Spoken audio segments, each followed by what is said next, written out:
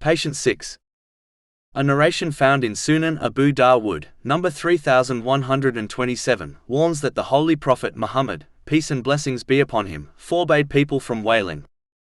Unfortunately, some believe it is not permitted to cry in times of difficulty, such as losing a loved one. This is incorrect, as the Holy Prophet Muhammad, peace and blessings be upon him, cried on many occasions when someone passed away. For example, he wept when his son Ibrahim, may Allah be pleased with him, passed away.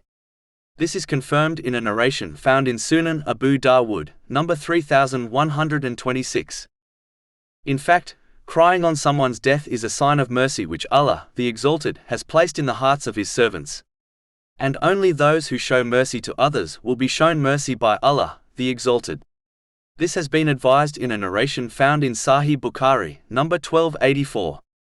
This same narration clearly mentions that the Holy Prophet Muhammad, peace and blessings be upon him, cried over his grandson who passed away. A narration found in Sahih Muslim, number 2137, advises that a person will not be punished for crying over the death of someone or the grief they feel in their heart. But they may well face punishment if they utter words showing their impatience with the choice of Allah, the Exalted.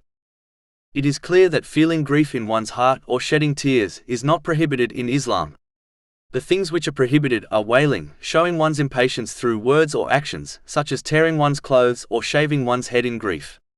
There are severe warnings against those who act in this way. Therefore, one should avoid these actions at all costs.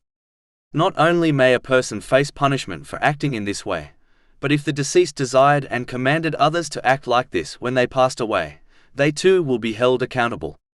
But if the deceased did not desire this, then they are free of any accountability.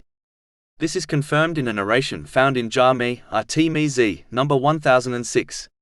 It is common sense to understand that Allah, the Exalted, would not punish someone because of the actions of another when the former did not advise them to act in that manner. Chapter 35 Fatir, verse 18. And no bearer of burdens will bear the burden of another.